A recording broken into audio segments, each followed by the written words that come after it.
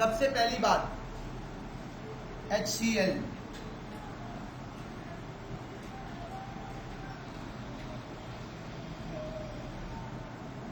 क्या चीज है HCL?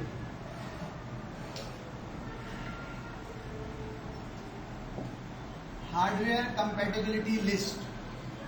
मैं जस्ट एक एग्जाम्पल दे रहा हूं आपको, और साइट का एग्जैक्ट लिंक भी जो है वो मैं आपके साथ शेयर कर दूंगा। वैसे तो मैंने खोल रखा है catalog.reddit.com, लेकिन मैं उसमें सॉफ्टवेयर के ऊपर हार्डवेयर के ऊपर जाता हूं, एक्सप्लोर हार्डवेयर के ऊपर क्लिक करता हूं। किस पे गया था मैं? कौन सी मेरी साइट है?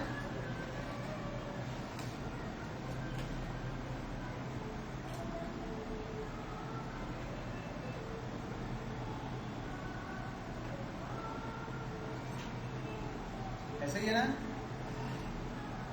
फिर उसमें मैं गया हार्डवेयर पे, उसमें 3 ऑप्शन थे मेरे पास, तो मैं हार्डवेयर पे चला गया। 3 ऑप्शन थे, हार्डवेयर की कंपैटिबिलिटी, हार्डवेयर कंपैटिबिलिटी लिस्ट की चूंकि बात कर रहा हूं इसलिए hardware compatibility, software compatibility, cloud service provider. क्या रेड हैट अमेजॉन के ऊपर, क्या रेड हैट एज्योर के ऊपर, क्या रेड हैट अलीबाबा के ऊपर चल सकती है, नहीं चल सकती? अगर आप ये देखना चाहते हैं तो आपको यहाँ जाके देखना होगा, यहाँ पे वो सारी क्लाउड की सर्टिफिकेशन मिलेंगी। क्या रेड हैट SAP चला सकती है, नहीं चला सकती? क्या रेड हैट के ऊपर ऑरेकल 1211G चलती है, नहीं चलती? 12C चलती है, नहीं चलती? क्या बैंकिंग का एक सिस्टम जिसका नाम टेमिनोस है, क्या वो रेड हैट के ऊपर सर्टिफाइड है या नहीं है? अगर मैं ये जानना चाहूंगा तो मैं कहां जाऊंगा? मैं सॉफ्टवेयर में जाऊंगा। क्या रेड हैट के ऊपर माइक्रोसॉफ्ट का SQL चल सकता है? अगर आप मैंने कह दिया, अगर आपको वेरीफाई करना होगा तो आप यहां जाएंगे catalog.reddit.com में, आप सॉफ्टवेयर पे जाएंगे। मैंने अभी हार्डवेयर क्लिक किया, यहाँ पे हार्डवेयर का ऑप्शन आ रहा था, उस पर क्लिक कर दिया, तो हार्डवेयर के बाद अब उसने मुझे मजीद ऑप्शन दे दिए। जब उसने मजीद ऑप्शन दिए तो मैं यहां पे आ गया, सर्वर, वर्क स्टेशन, कंपोनेंट्स, मैं सर्वर्स में चला गया। अब मैं एक्सपेक्ट कर रहा हूं कि वो मुझे सर्वर्स देगा। कौन से servers?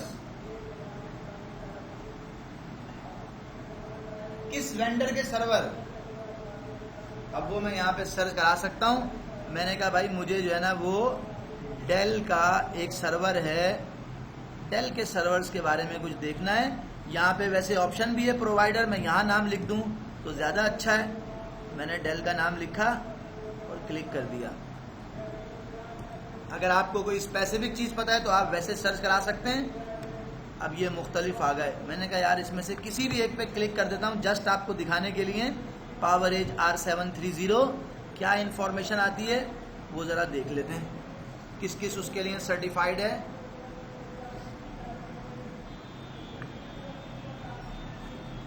Red hat enterprise Linux कौन कौन से लिनक्स के लिए सर्टिफाइड है वो उसकी डिटेल जो है आपको बता रहा है।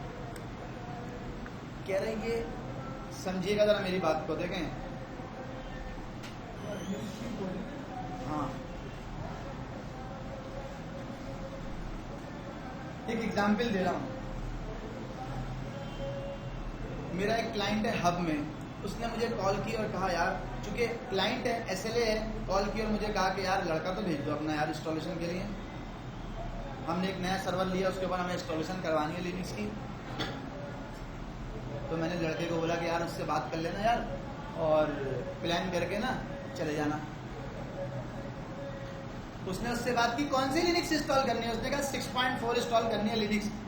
DVD लेके आना भाई, मेरे पास नहीं है, और USB बना के लेके आना, हो सकता है सर्वर में CD ना हो। तो ये अपनी तैयारी करके USB और CD बना के गाड़ी लेके कलेक्टर में मेरा ऑफिस है, वहां से गाड़ी लेके जनाब चला गया। कहाँ पे? हब, बलूचिस्तान। जब वहां जाके इंस्टॉलेशन लगाई तो इंस्टॉलेशन नहीं हुई। क्यों नहीं हुई? कि 6.5 के बाद से 6.10 तक सपोर्ट है। पावरेज R730 के ऊपर रेड हैट चलेगी, उससे पहले वाला वर्जन नहीं चलेगा। ये यहाँ से वहाँ तक चला गया, इंस्टॉलेशन नहीं हुई। उससे दो चीज़ें हुई, एक तो कंपनी को लॉस हुआ और उसकी अपनी जो क्रेडिबिलिटी थी वो भी। कस्टमर क्या बोलता है, यार तैयब भाई किसी को सही बंदे को भेजना, यार खुद ही आ जाओ ना, यार खुद ही आ जाओ यहीं पे साथ में, यार बहुत दिन हो गए आपकी शक्ल भी नहीं देखी, यार आ जाओ यार, आ जाओ यार, आ जाओ। क्यों? उसकी वजह सिर्फ और सिर्फ एक थी कि उसको ये बात नहीं पता थी, टारगेट क्या था, इंस्टॉलेशन करना। लेकिन उसको ये नहीं पता था कि अगर मुझे HCL, ये बात उसके जहन में नहीं थी, किसी ने बताई नहीं। और मेरे अंडर में होते हुए भी मैंने भी नहीं पूछा उससे, सिर्फ बोल दिया यार चल बात करके चले जाना। तो हार्डवेयर कंपैटिबिलिटी लिस्ट इंपॉर्टेंट है। होगा क्या, हम तो बोलते हैं लिनक्स हर तरह के हार्डवेयर पे चल जाती है, हर तरह के हार्डवेयर पे तो चल जाती है, लेकिन प्रॉब्लम क्या हुई? प्रॉब्लम ये हुई कि इसके अंदर जो स्टोरेज का कार्ड लगा हुआ था, रेट कंट्रोलर लगा हुआ था स्टोरेज के लिए, जब वो इंस्टॉलेशन लगाता है तो वो स्टोरेज कंट्रोलर 6.4 का सपोर्टेड नहीं था। जब सपोर्टेड नहीं था तो वो जो डिस्केट थी जिनके ऊपर इंस्टॉलेशन करनी थी वो इंस्टॉलर के अंदर प्रेजेंट ही नहीं हो रही थी। हाँ, अगर वो ये चीज वेरीफाई कर लेता, अगर वो ये काम कर लेता, क्या काम कि वो ये पूछ लेता कि आपके पास कौन सा सर्वर है, काइंडली उसका मॉडल नंबर दे दें, यहाँ से वेरीफाई कर लेता और उसको पहले ही बता देता कि नहीं यार 6.4 तो सपोर्टेड नहीं है, 6.5 सपोर्टेड है। अगर सपोर्ट नहीं होगी तो क्या होगा? इंस्टॉलेशन स्मूथ नहीं होगी, आपको हो सकता है ड्राइवर और इस तरह की चीजों को मैन्युअली करना पड़े। बस, बाकी तो कोई मसला नहीं है, हर तरह के हार्डवेयर पे चल जाएगी, सपोर्टेड नहीं भी होगी तो चल जाएगी। तो आपने इस बात का ख्याल रखना है, मैं इसमें ज्यादा बात नहीं कर रहा, आपने हार्डवेयर कंपैटिबिलिटी लिस्ट का ख्याल रखना है। और वो आपको कहाँ से मिलेगी? वो आपको मिल जाएगी catalog.reddit.com से, पहली बात। दूसरी बात, एक और लिंक है जो मैं आपके साथ आपको शेयर कर दूंगा, जिसके अंदर वो मुख्तलिफ चीजें जो है वो आपको बता रहा होता है। मुख्तलिफ चीजें इंपॉर्टेंट है, अगर कोई वेंडर साइट पे काम करता है तो उसके लिए और ज्यादा इंपॉर्टेंट है। वेंडर साइट का मतलब ये होता है कि जो रेडिट के पार्टनर्स के पास काम कर रहा है इस तरह से, तो ये एक रेडिट का डॉक्यूमेंट है जो आपको रेडिट के वर्जन्स के उनकी सपोर्ट की डिटेल जो है वो दे रहा होता है। कौन सा रेडिट का वर्जन है, किस सर्वर के ऊपर कितने CPU सपोर्ट करेगा, कितने नहीं करेगा, ये इस तरह की जो है वो आपको डिटेल दे रहा होता है। इसका नाम क्या है? access.reddit.com और फिर उसके बाद आर्टिकल्स RHEL लिमिट्स।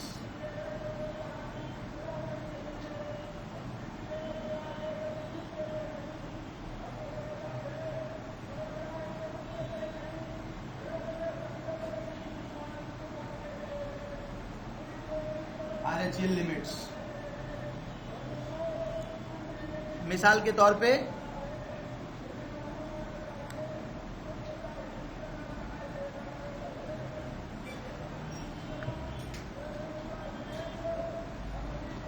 मुझे कहा जाता है, मेरा कस्टमर मुझे कहता है कि आपने जो है वो क्या करना है भाई, आपने RHEL 7 इंस्टॉल करनी है और मुझे जो है वो 3 टेराबाइट का पार्टीशन है, उसके ऊपर RHEL इंस्टॉल करनी है और फाइल सिस्टम ext3 होगा। तो अगर आपने फाइल सिस्टम ext3 रखना है, RHEL 7 इंस्टॉल करनी है, तो वो आपको 2 टेराबाइट से बड़ी डिस्क की सपोर्ट नहीं दे रहा। मिसाल दे रहा हूं मैं आपको, ये यहाँ पे नहीं लिखा हुआ है, आप तो उसके जो इसमें लिखा हुआ वो आप पढ़ लेंगे, लेकिन मैं आपको एग्जाम्पल दे रहा हूँ कि मेरा एक कस्टमर है, मुझे कहता है कि यार मुझे ext4 फाइल सिस्टम रखना है और उसमें जनाब मेरे पास इतनी बड़ी फाइल होगी जो 16 टेराबाइट की होगी या 18 टेराबाइट की होगी। तो हमारे पास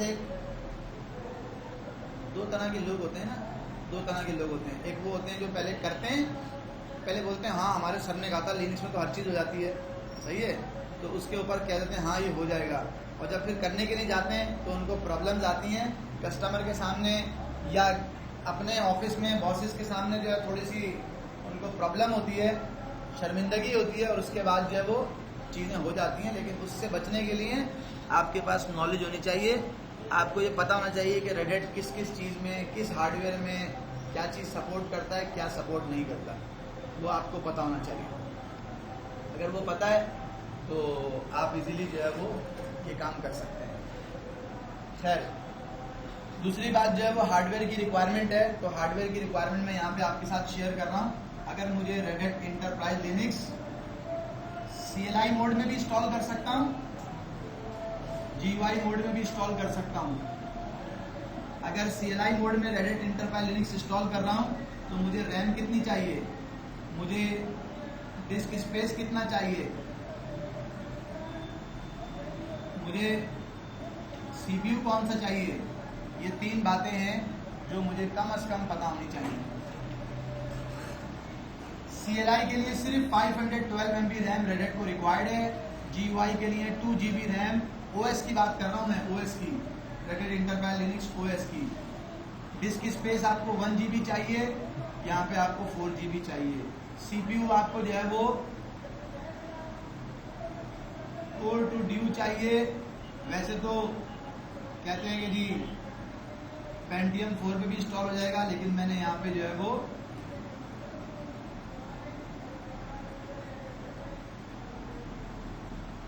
.8 GHz मिनिमम जो है वो CPU होना चाहिए आपके पास। RHEL 7 अगर आप इंस्टॉल करने जा रहे हैं, अगर आप इंस्टॉल करने जा रहे हैं और आपके पास CPU कंपेटेबल नहीं है तो ऐसा नहीं है कि इंस्टॉल नहीं होगी, लेकिन हो सकता है कि आपके बूट टाइम के ऊपर वो आपको कुछ एरर मैसेजेस और कुछ वार्निंग्स दे। ठीक है, वो आपको बताए कि जनाब इसमें ये प्रॉब्लम है या इसमें ये इशू है। बूट टाइम पे कुछ चीज़ें ऐसी हों जो आपकी शायद काम ना करें, कुछ एडवांस लेवल के टास्क ऐसे हों जो शायद परफॉर्म होने में प्रॉब्लम करें। तो ये हार्डवेयर की कंपैटिबिलिटी का रेड हैट का ऑप्शन है।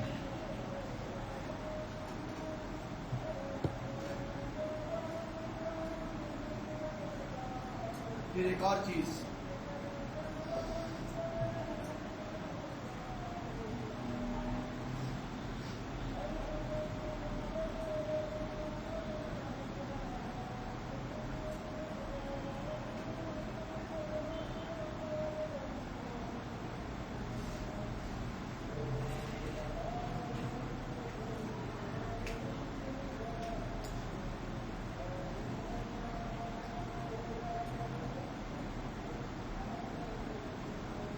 कोई भी मशीन हो, इंस्टॉलेशन से पहले आपको ये डिसाइड करना पड़ता है,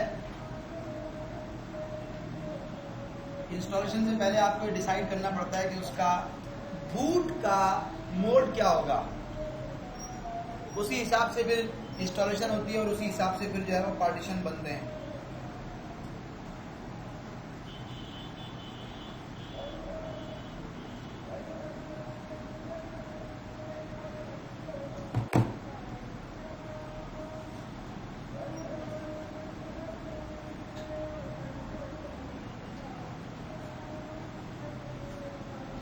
ये मेरे पास एक मशीन है, बूट मोड की बात कर रहा हूं मैं। ये मेरे पास एक मशीन है, चाहे डेस्कटॉप हो, चाहे लैपटॉप हो, चाहे कोई डेडिकेटेड सर्वर हो।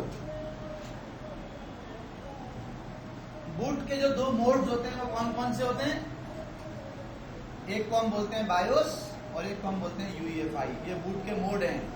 अगर आपने ये डिसाइड किया है, आजकल हर सिस्टम हमें ये अलाउ करता है कि हम अपनी मशीन को UEFI में बूट करें। बायोस जो है वो लेगेसी सिस्टम हो गया है, ओल्ड सिस्टम हो गया है। बहुत सारे सिस्टम्स के अंदर, सर्वर्स के अंदर तो ये ऑप्शन होता ही नहीं है, लेकिन नॉर्मली ये बूट का मोड है, ये आपको मिल जाएगा।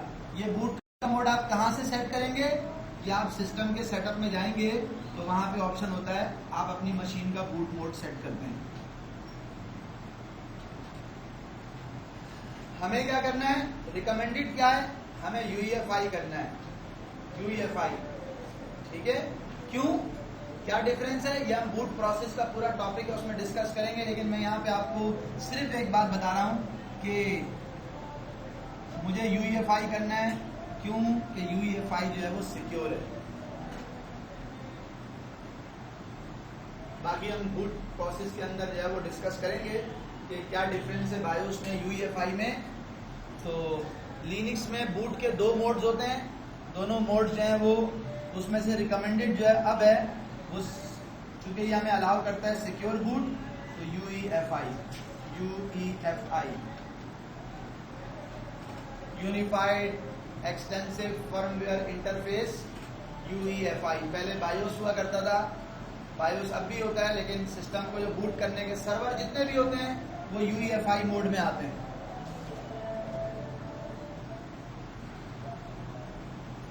फर्क क्या है ये हम डिस्कस करेंगे आगे चल के। मैंने एक डिफरेंस आपको बता दिया है कि बायोस में और यूईएफआई के अंदर जो है ना वो मेन डिफरेंस ये है कि यूईएफआई जो है वो सिक्योर है। एक और मैं डिफरेंस बता देता हूं आपको जो कि बायोस में और यूईएफआई में है, वो ये है कि बायोस सिस्टम में बाय डिफॉल्ट 2 टेराबाइट से बड़ी हार्ड डिस्क अगर आप लगाएंगे अपने सिस्टम में, अपने सर्वर में, उसका हार्ड डिस्क का साइज 2 टेराबाइट से ज्यादा है तो बायोस उस 2 टेराबाइट की हार्ड ड्राइव को सपोर्ट नहीं करता। अगर आप 2 टेराबाइट से बड़ी हार्ड डिस्क लगाएंगे, फॉर एग्जांपल 4 टेराबाइट की, तो बायोस आपको 1.9 टेराबाइट शो करेगा। ठीक है, लार्ज डिस्किट्स को बायोस सपोर्ट नहीं करता। बायोस अनसिक्योर है, सिक्योर नहीं है। सिक्योर का क्या मतलब है ये मैंने आपको कहा कि मैं आपको दिखाऊंगा, बताऊंगा कहां पे, बूट प्रोसेस के अंदर। यूईएफआई सिक्योर है और अभी के लिए, सिर्फ अभी के लिए कि वो लार्ज डिस्किट्स को सपोर्ट करता है।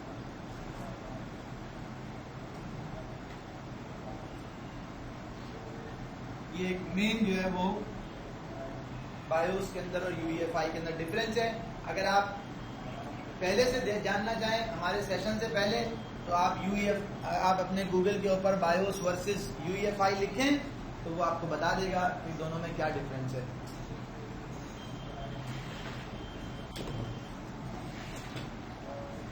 एक सबसे इंस्टॉलेशन स्टार्ट करने से पहले सबसे इंपॉर्टेंट एक और चीज,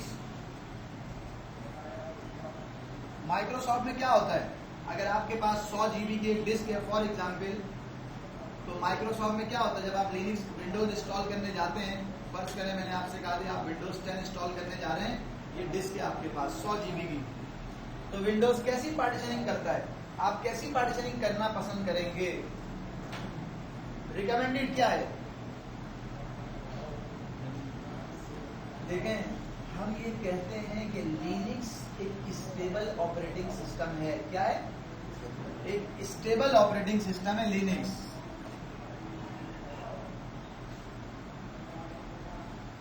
तो वो क्यों कहते हैं कि स्टेबल ऑपरेटिंग सिस्टम है? उसमें बहुत सारी बातें हम कर सकते हैं, लेकिन जो दो इंपॉर्टेंट चीजें हैं वो लिनक्स का पार्टीशन सिस्टम और लिनक्स का फाइल सिस्टम।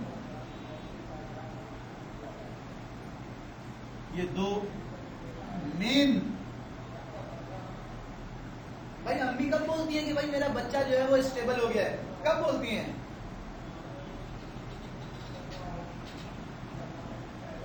भाई कब अम्मी समझती हैं, घर वाले समझते हैं कि बच्चा अब स्टेबल हो गया है? जब कमाने लग जाए। जब कमाने लग जाए, और जब कमाने लग जाए और जब घर वालों को पैसे लाके देने लग जाए, सिर्फ कमाने नहीं लग जाए।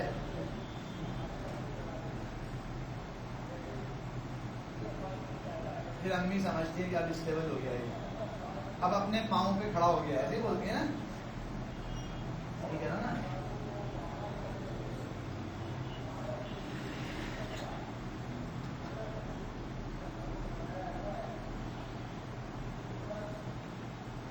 लिनक्स ऑपरेटिंग सिस्टम को हमने कहा कि ये स्टेबल है, तो किन दो चीजों की वजह से कह रहे हैं? पार्टीशन और फाइल सिस्टम। अब आप बोलेंगे इन दो चीजों की वजह से क्यों कह रहे हैं आप स्टेबल है? क्योंकि लिनक्स क्या है? एक ऑपरेटिंग सिस्टम है, उसमें क्या होता है, कुछ फाइलें होती हैं, कुछ डायरेक्टरीज होती हैं। वो फाइलें और डायरेक्टरीज कहाँ पे रिसाइड करती हैं? और डिस्क के ऊपर करती है ना भाई, वो फाइल सिस्टम में करती है ना। तो इन दो चीजों की वजह से हम इसको ये कह रहे हैं कि लिनक्स जो है वो एक स्टेबल ऑपरेटिंग सिस्टम है। अब आगे चलेंगे तो उसके बारे में मजीद चीजें जो है उसके पार्टीशन सिस्टम को देखेंगे, उसके फाइल सिस्टम को देखेंगे, तो फिर ये चीज जो है वो मजीद हम जो है वो अच्छी तरह समझ पाएंगे कि हाँ वाकई लिनक्स जो है वो इसलिए पार्टीशन और फाइल सिस्टम इसलिए कह रहे थे कि स्टेबल है कि इसमें इस तरह के ऑप्शन हैं। बहरहाल मैं विंडोज पे आया हूँ। अगर विंडोज में आपको लिनक्स में आपको अगर 100 GB की हार्ड डिस्क मिले तो आप लिनक्स के पार्टीशन कैसे आपको करने हैं, और विंडोज में मिले तो आप क्या करेंगे। तो कोई मुझे विंडोज का जरा बता दे, फिर मैं आपको लिनक्स का बताऊंगा। विंडोज में कोई भी सर्विस इंस्टॉल करनी हो, पार्टीशन हम नॉर्मली कैसे बनाते हैं, एक सी बना लिया और एक डी बना लिया, या किसी ने अगर कोई बहुत ज्यादा स्पेस तो ई भी बना लिया। अगर मुझे इसके ऊपर IIS वेब सर्वर बनाना है विंडोज का, तो कितने पार्टीशन बनाऊंगा। अगर मुझे इसके ऊपर जो है वो MS SQL जो माइक्रोसॉफ्ट का डेटाबेस है वो इंस्टॉल करना है, कितने पार्टीशन बनाऊंगा। मुझे इसके ऊपर शेयर पॉइंट इंस्टॉल करना है, कितने पार्टीशन बनाऊंगा। और कौन सा फाइल सिस्टम रखूंगा, एक ही फाइल सिस्टम है। छोटे छोटे साइज के फाइल सर्वर बनाना है जिसमें केबीज में फाइलें रखी जाएंगी, बहुत सारी फाइलें केबीज की रखी जाएंगी। इसकी 300 फाइल है, उसकी 200 फाइल है, उसकी वर्ड एक्सेल की फाइल है, इसमें रखी जाएंगी फाइल सर्वर में। तो भी फाइल सिस्टम कौन सा होगा, NTFS।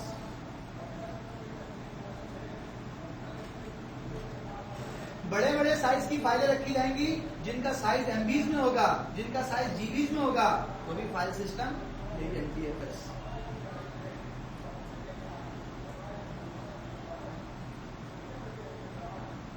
डेटाबेस सिस्टम होगा तो भी NTFS।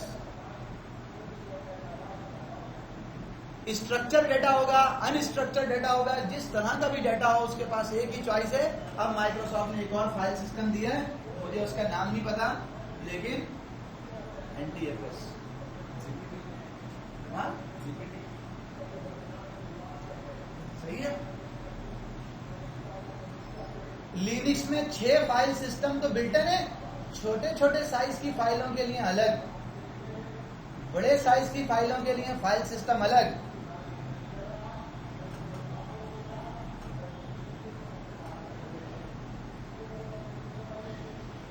तो उसका बेनिफिट क्या होगा वो जब हम थोड़ा सा और मजीद आगे चलेंगे, फाइल सिस्टम के टॉपिक पर जाएंगे, तो हम आपको दिखा रहे होंगे परफॉर्म करके, आप उससे अंदाजा लगा लीजिएगा।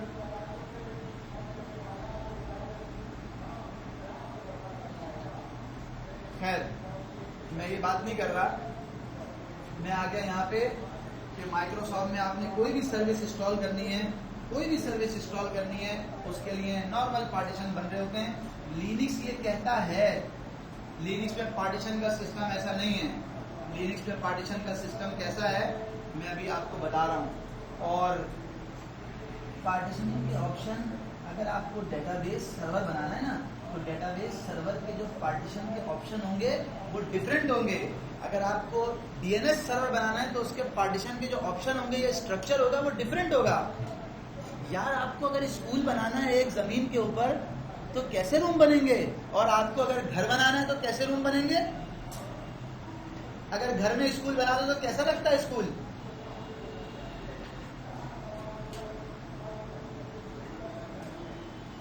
तो पार्टीशन बहुत इंपॉर्टेंट चीज है। ऐसा पार्टीशन जिसके ऊपर ज्यादा डिस्क का रीड राइट हो रहा है, वहां पे कौन सा फाइल सिस्टम रखना है। ऐसा पार्टीशन जहां पे कम डिस्क का रीड राइट हो रहा है, वहां पे कौन सा रखना है। हम तो इस तरह चलते हैं ना कि सॉल्यूशन ले रहा हूं मैं ऑरिकल कॉर्पोरेशन से। ऑरिकल कॉर्पोरेशन का पार्टनर आया मेरे पास, उसका टेक्निकल बंदा आया मेरे पास, कहने लगा भाई डेटाबेस में ना रेड 5 रखना है। हमने कहा ठीक है भाई रेड 5 रखना है। हम कभी ये सोचते हैं कि यार हमारी ऑर्गेनाइजेशन के अंदर हम ये चीज डिप्लॉय कर रहे हैं तो हम थोड़ी सी R&D खुद भी कर लें। भाई ये सारे मसले मसाइल जो है वो परफॉर्मेंस का इशू आएगा तो कौन फेस करेगा। मैं फेस करूंगा, मेरी ऑर्गेनाइजेशन फेस करेगी। वो वेंडर तो बोल देगा हार्ड डिस्क बढ़ा लो, SSD लगा लो, रैम बढ़ा लो। यार आपका डेटाबेस का साइज इतना ज्यादा है, परफॉर्मेंस का इशू तो आएगा। 2 सर्वर लगा लो, ऐसा क्यों हो रहा है? ऐसा इसलिए हो रहा है कि जब उसने हमें कहा था रेट 5 लगाओ, तो हमने इतनी भी जहमत नहीं की, हम गूगल करते और बोलते ऑरेकल 11 जी तुम्हारे लिए, ऑरेकल तुम क्या कहते हो, कौन सा रेट का लेवल जो है वो सूटेबल है? वो कह रहा है अपनी डॉक्यूमेंट में कह रहा है रेट 6 है, पार्टनर कह रहा है हमने तो 10 जगहों पे लगा भाई रेट 5 लगाते हैं। यार वो हमें ड्राइव करेगा या हम ड्राइव करेंगे उसे? ये बात मैं सिर्फ आपको इसलिए बता रहा हूँ, सिर्फ ये बात मैं इसलिए कर रहा हूँ कि लिनक्स क्या कहता है, एक कंडीशन बता रहा हूँ। लिनक्स कहता है आपके पास कितने जीबी की डिस्क है, फॉर एग्जाम्पल 100 जीबी की। वैसे तो 4 जीबी तो उसको चाहिए जीयूआई के लिए, ओएस के लिए, तो मैंने यहाँ पे ले ली 20 जीबी की डिस्क। लिनक्स कहता है भाई एक पार्टीशन बनाओ जिसका नाम होगा /boot। अनलाइक माइक्रोसॉफ्ट, माइक्रोसॉफ्ट में क्या होता है, माइक्रोसॉफ्ट में होता है सी, इसको कहते हैं ड्राइव लेटर। लिनक्स में होता है स्लैश, इसको कहते हैं माउंट पॉइंट। माइक्रोसॉफ्ट में होता है डी। लिनक्स कहता है भाई मेरे पास ऐसा ऑप्शन नहीं है, मेरे पास तो है स्लैश, उसके आगे कुछ भी लिख दो। फॉर एग्जाम्पल मैंने लिख दिया /बैकअप, /सॉफ्टवेयर, /लॉग्स, ऐसे ये कहलाते हैं माउंट पॉइंट। माइक्रोसॉफ्ट में ड्राइव लेटर होता है DEF।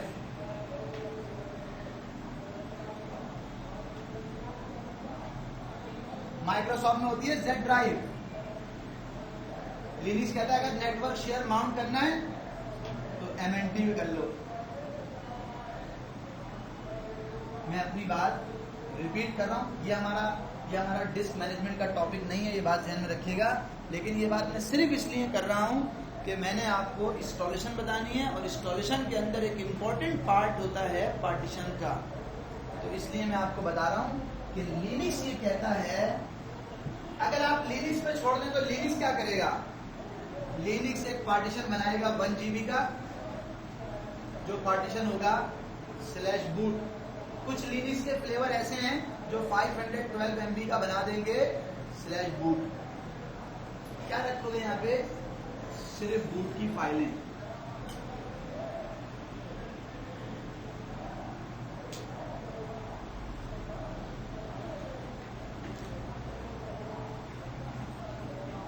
सिर्फ बूट की फाइल्स।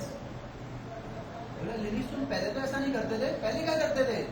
बोला पहले तो मैं ऐसा करता था, एक बनाता था स्लैश, सारी चीजें इसी में, ओएस, प्रोग्राम्स, एप्लीकेशन जिसको आप बोलते हैं, हर चीज इसी में।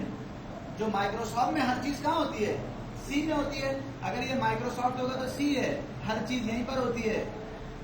लिनक्स कहता था पहले मैं भी ऐसी करता था, मैं भी कहता था हर चीज स्लैश बनाओ और हर चीज इसमें डाल दो।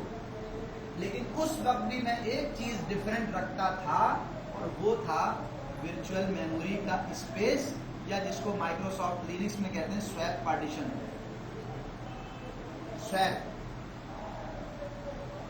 वो कहता है कि जिस तरह माइक्रोसॉफ्ट में सी के अंदर सब कुछ होता है और वर्चुअल मेमोरी भी वो सी से ले रहा होता है बाय डिफॉल्ट, लिनक्स कहता है मैं शुरू से मैंने ऐसा डिफरेंट रखा है कि स्लैश जो है वो जहाँ पे सारा ऑपरेटिंग सिस्टम, सारे प्रोग्राम, हर चीज यहीं पर है। लेकिन जो वर्चुअल मेमोरी है जिसको आप लिनक्स में स्वैप कहते हैं, वो कहता था उसका पार्टीशन जो है वो सेपरेट होना चाहिए। और उसकी रिकमेंडेशन क्या थी, कितना होना चाहिए? तो वो कहता था भाई रैम मल्टीप्लाई बाई 2, जितनी आपकी रैम है उसको 2 से मल्टीप्लाई करें और स्वैप का साइज रखें, और बाकी जितना भी स्पेस है वो सारा आप किसको दे दें, आप स्लैश को दे दें। ये लिनक्स में पार्टीशन का पहला स्टाइल था, ऐसा करो।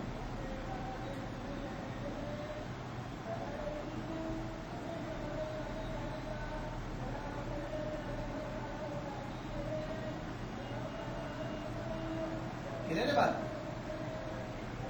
बोला ऐसे करेंगे माइक्रोसॉफ्ट की तरह।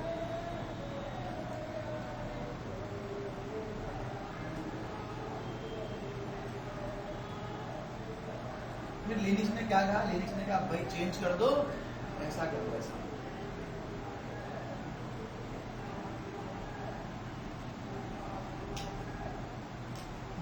की फाइलों को सेपरेट कर दो। ये सेकंड ऑप्शन है। थर्ड ऑप्शन उसने क्या कहा, अगर तुम, अब जरा समझिएगा, वो ये कह रहा है कि अगर तुम ये चाहते हो कि लिनक्स इंस्टॉल करो डेस्कटॉप पे, डेस्कटॉप का मतलब क्या है, अपने लैपटॉप पे, अपने डेस्कटॉप पे, एंड यूजर के लिए, तो फिर /boot अलग बनाओ, फिर / अलग बनाओ, फिर स्वैप अलग बनाओ, और फिर एक और पार्टीशन बनाओ जिसका नाम होगा /home।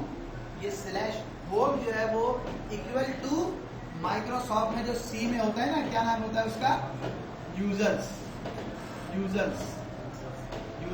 इसमें क्या बनता है, हाँ, जितने भी यूजर आप क्रिएट करते हैं उसके यहाँ पे इमरान, गुमा, पप्पू, भाई कोई भी यूजर बनाएंगे उसकी होम फोल्डर वहीं जाएगा ना, नहीं जाएगा ऐसा। हाँ, तो लिनक्स बोलता है कि अगर तुम चाहते हो, इसका डिसएडवांटेज क्या होता है मैं बता रहा हूं आपको। लिनक्स ये कहता है अगर तुम चाहते हो एंड यूजर का सारा डेटा वो यहां जाएगा। क्यों भाई, इसका फायदा क्या होगा, इसका फायदा ये होगा कि अगर कभी तुम्हें ऑपरेटिंग सिस्टम रीइंस्टॉल करना पड़ जाए तो यूजर की डेस्कटॉप की चीजें कॉपी नहीं करना पड़ेगी, माइक्रोसॉफ्ट के केस में करना पड़ती है ना। जो डी में उसकी हमें टेंशन नहीं होती, लेकिन जो यूजर ने अपने डेस्कटॉप में रखी हुई होती है चीजें, जो और कहीं रखी हुई होती हैं, तो हम उसको बोलते हैं यार इसको पहले कॉपी कर लो। क्यों, उसकी वजह ये है, उसकी वजह क्या है, उसकी वजह ये है कि यूजर सी के अंदर यूजर होता है, जब आप ऑपरेटिंग सिस्टम इंस्टॉल करें तो प्रॉब्लम हो सकती है, हम डेटा को वहां से उठा रहे होते हैं। लिनक्स कहता है /home में रखो, अगर इमरान यूजर बनेगा तो उसका होम फोल्डर इसके अंदर बनेगा और सारी चीजें इमरान की यहाँ पे, अगर पप्पू यूजर बनेगा तो उसका होम फोल्डर यहाँ पे होगा, सारी चीजें उसके अंदर होंगी। तो अगर आप डेस्कटॉप साइट पर लिनक्स इंस्टॉल कर रहे हैं तो पार्टीशन की रिकमेंडेशन ये वाली है। अगर आप नॉर्मल इंस्टॉलेशन कर रहे हैं तो ये सिस्टम सिंपल सा ऑप्शन है,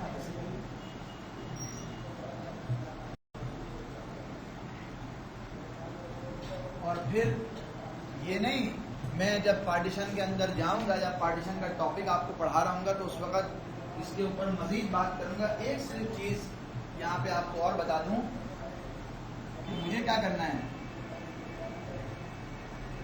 मुझे एक मशीन इंस्टॉल करनी है। देखिएगा जरा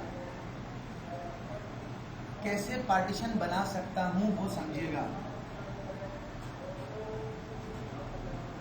यहाँ पे क्या है, बूट फाइल्स सेपरेट कर दिए, क्यों किए, एडवांटेज क्या है वो बताऊंगा। यहाँ पे क्या है, ऑपरेटिंग सिस्टम की फाइल्स, यहाँ पे क्या है, प्रोग्राम्स, यहाँ पे क्या है, प्रोग्राम्स। थर्ड पार्टी लिनक्स कहता है अगर तुम चाहो तो इस तरह पार्टीशनिंग कर सकते हो। यहाँ पे क्या है, स्लैश करके, सारे स्लैश करके बनते हैं। लॉग्स, यहाँ पे क्या है, लॉग फाइल्स।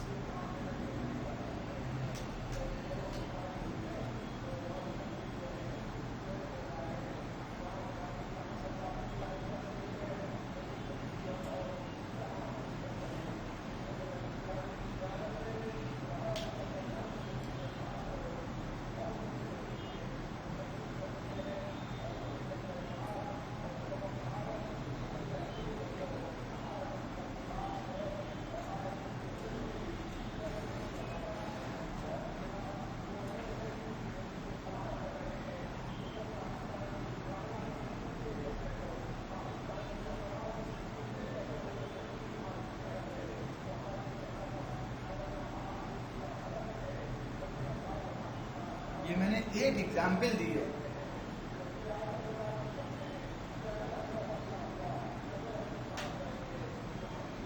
जरा आप इस बात को बहुत अच्छी तरह समझ सकते हैं कि अगर आपको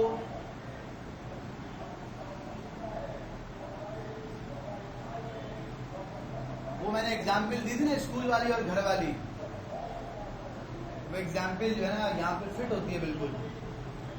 मैंने क्या बात कही, क्या बताना चाह रहा हूं मैं आपको।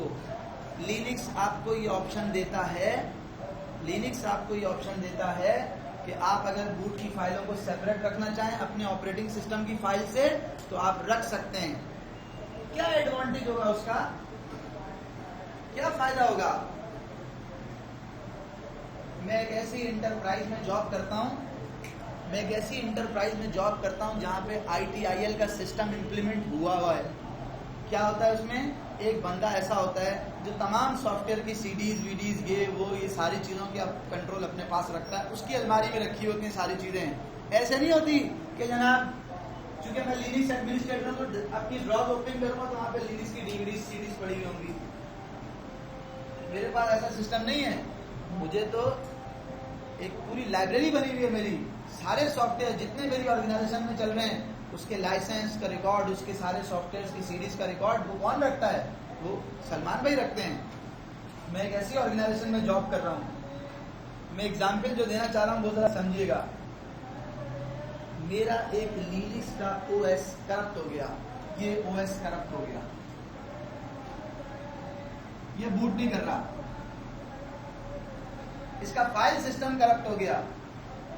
अगर मेरे पास बूट का सेपरेट सिस्टम होगा, सेपरेट पार्टीशन होगा, इस पार्टीशन में कोई मसला हुआ है, इसके फाइल सिस्टम में कोई मसला हुआ है, तो मैं अपनी मशीन को इमरजेंसी मोड में, रेस्क्यू मोड में इसकी वजह से बूट करूंगा और इसको रिपेयर करूंगा।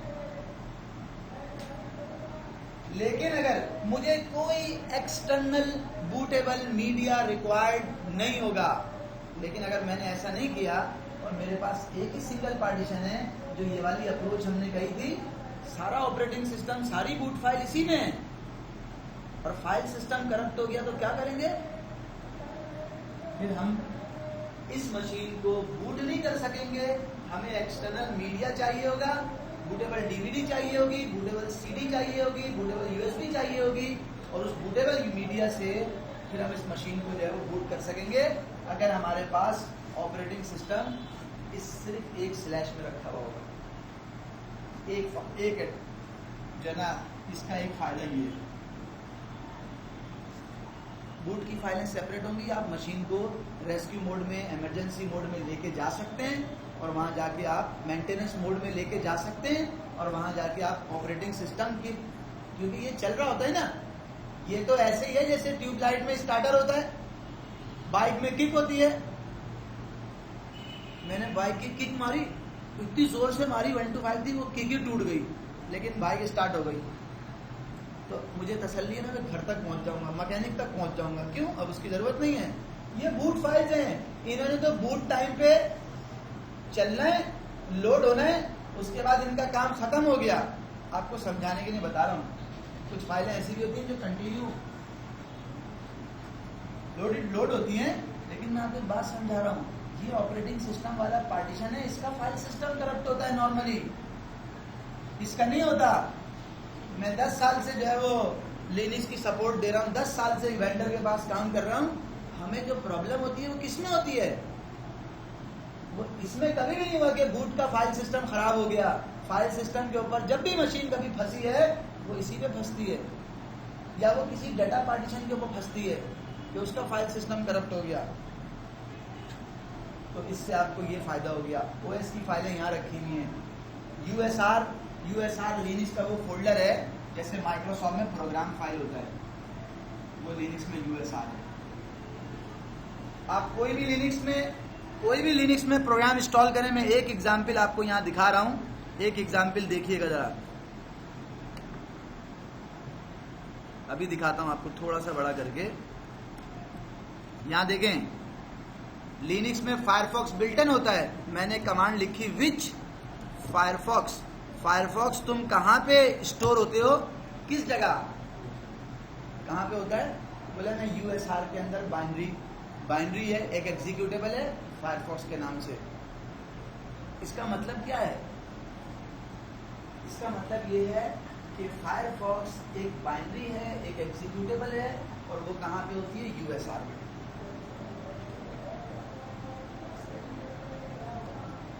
हर एप्लीकेशन कहाँ जाएगी, यूएसआर में।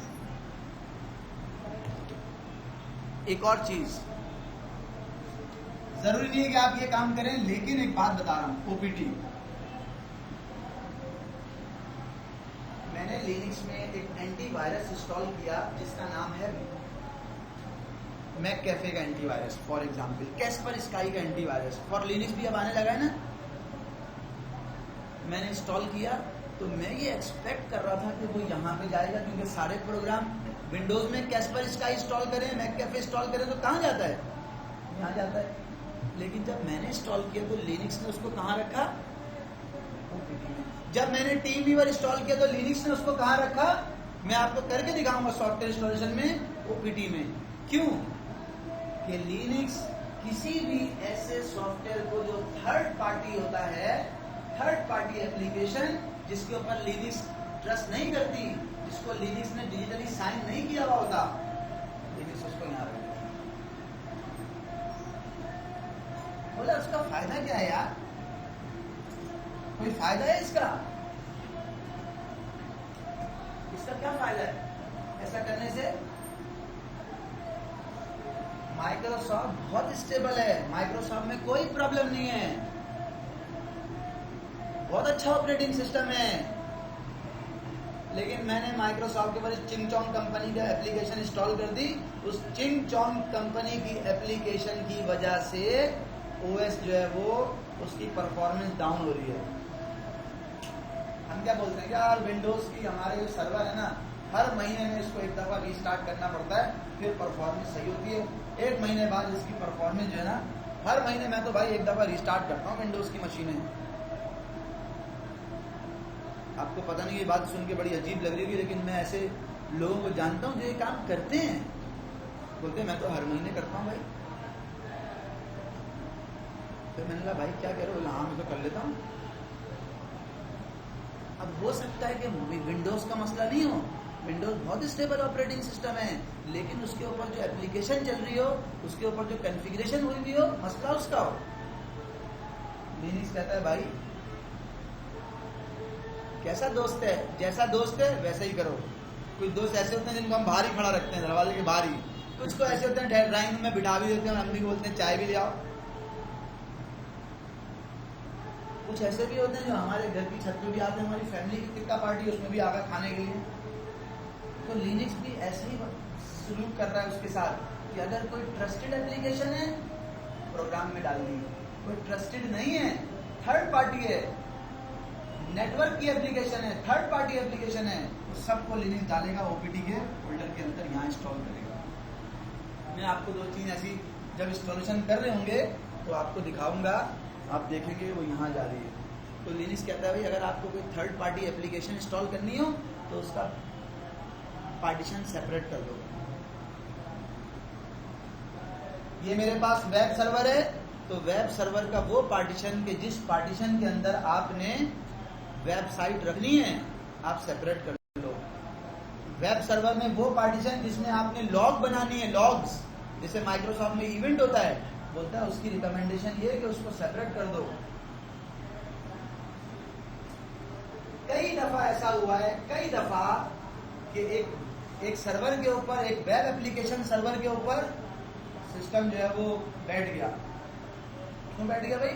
बोला लॉग इतनी, यहाँ चूंकि लॉग यहाँ बन रही थी, लॉग इतनी ज्यादा बढ़ गई, इतनी ज्यादा लॉग बन गई कि ऑपरेटिंग सिस्टम वाले पार्टीशन में जगह फुल हो गई, और जब जगह फुल हो गई तो ऑपरेटिंग सिस्टम जो है वो स्टक हो गया, अनरिस्पॉन्सिव हो गया।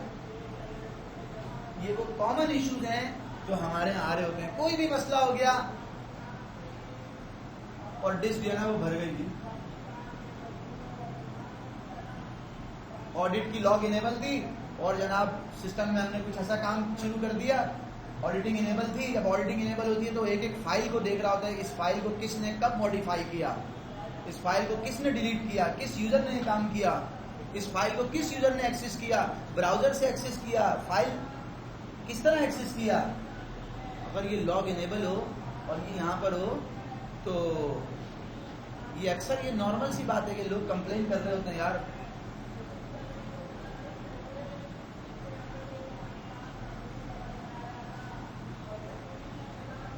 आप बैकअप के लिए पार्टीशन बना सकते हैं और स्वैप जो वर्चुअल मेमोरी है उसके लिए आप सेपरेट पार्टीशन बना सकते हैं। मैं सिर्फ एक बात आपको इसमें बता के अपनी बात खत्म करूंगा।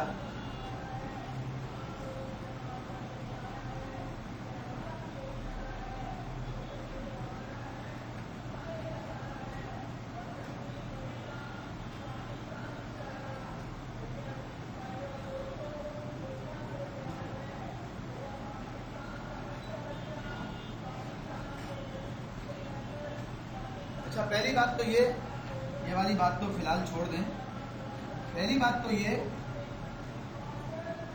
कि माइक्रोसॉफ्ट में भी वर्चुअल मेमोरी इस्तेमाल होती है, लिनक्स में भी वर्चुअल मेमोरी इस्तेमाल होती है, लेकिन दोनों के अंदर जो मेन डिफरेंस है वो ये है कि माइक्रोसॉफ्ट फिजिकल मेमोरी के होते हुए भी यानी कि पैरेलल में फिजिकल मेमोरी भी यूज करता है और वर्चुअल मेमोरी भी यूज करता है।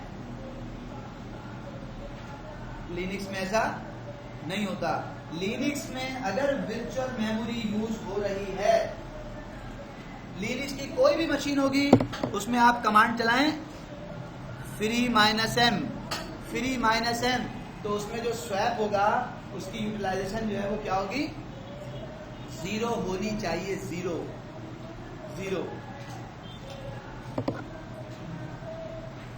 क्यों भाई? अगर आपके पास फिजिकल रैम है, अगर आपके पास फिजिकल रैम अवेलेबल है, फिजिकल रैम अगर आपके पास फ्री है तो आप फिजिकल रैम ही यूज करेंगे, वर्चुअल पे नहीं आएंगे। वर्चुअल पे आप उस वक्त आएंगे जब आपके पास फिजिकल रैम नहीं होगी।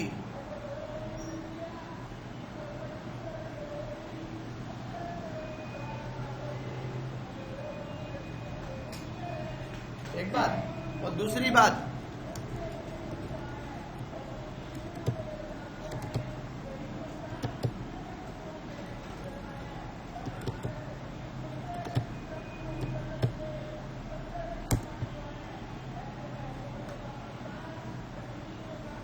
लिनक्स है, इस लिनक्स में आप बताओगे उसे कि फिजिकल रैम कितने % यूज हो जाए, कितने % फ्री रह जाए तो आपने स्वैप यूज करना शुरू कर देना है।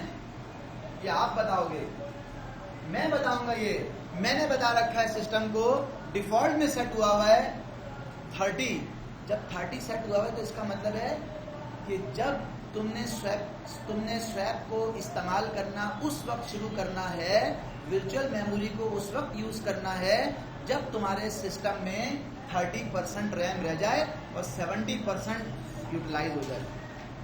ये मैं बताऊंगा इसको।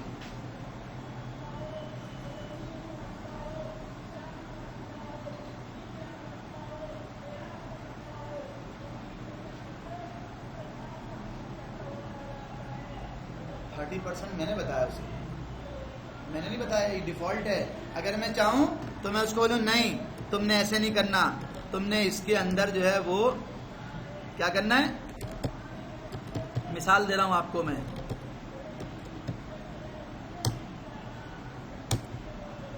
कर दिया मैंने कहा जब तक 90% उधार उस वक्त लूंगा जब मेरे पास 10 लाख रुपए रखे हैं उसमें से 9 लाख रुपए खत्म हो जाएंगे, खर्च हो जाएंगे, फिर मैं जाऊंगा लोन लेने के लिए बैंक से। अभी मैं नहीं ले रहा, मैंने अपने ये रूल सेट कर लिया। लोन लेके काम करना कोई अच्छी बात थोड़ी है।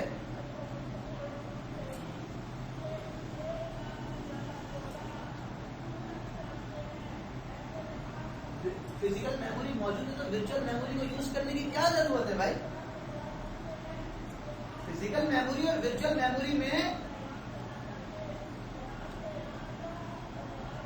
मैं स्पीड की बात आपको बता रहा हूं, 1 और 1000 का डिफरेंस होता है।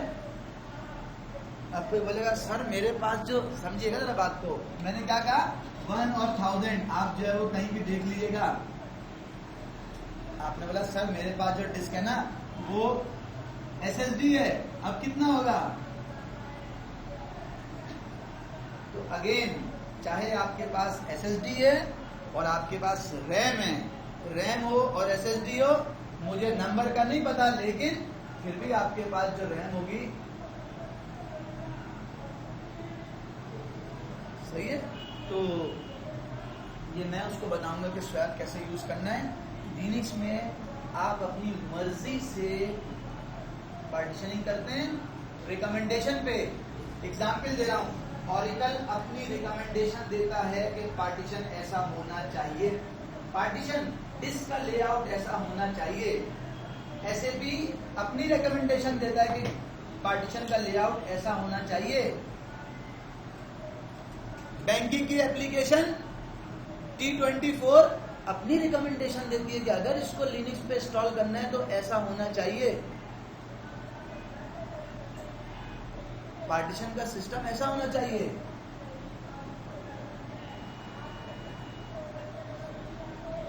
भाई अगर आप यूनिवर्सिटी बना के एचईसी से रिकॉग्नाइज कराने जाएंगे तो एचईसी आके बोलती है ना, कुछ बोलती है ना भाई, ऐसा लॉन होना चाहिए जहां पे बैठ के लोग बातें तो कर सकें, या नहीं बोलती? बोलती बगैर लॉन के बना लो। हाँ हमारे में तो चल जाता है, लेकिन मिसाल दे रहा हूं मैं आपको। तो लिनक्स में डिस्क का लेआउट एप्लीकेशन को देखते हुए, चीजों को देखते हुए डिजाइन किया जाता है। हर जगह पे एक जैसा एप्लीकेशन एक जैसी नहीं रखती। एक बात, दूसरी बात ये कि हो सकता है इसका फाइल सिस्टम ext3 हो और इसका फाइल सिस्टम ext4 हो और इसका फाइल सिस्टम xfs हो, इसका फाइल सिस्टम जो है वो, एग्जाम्पल दे रहा हूं, इसका फाइल सिस्टम जो है वो btrfs हो।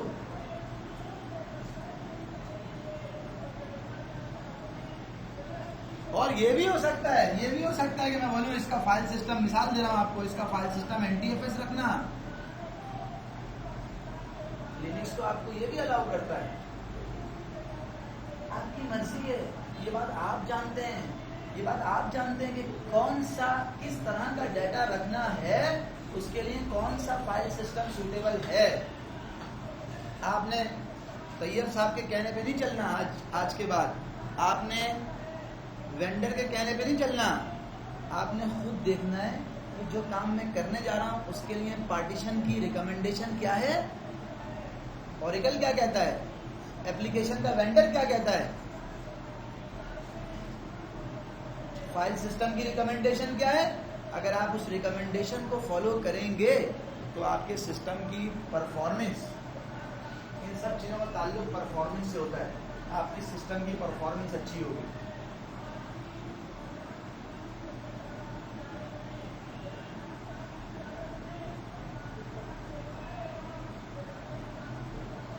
बात पूछनी है तो पूछें, और फिर जो है वो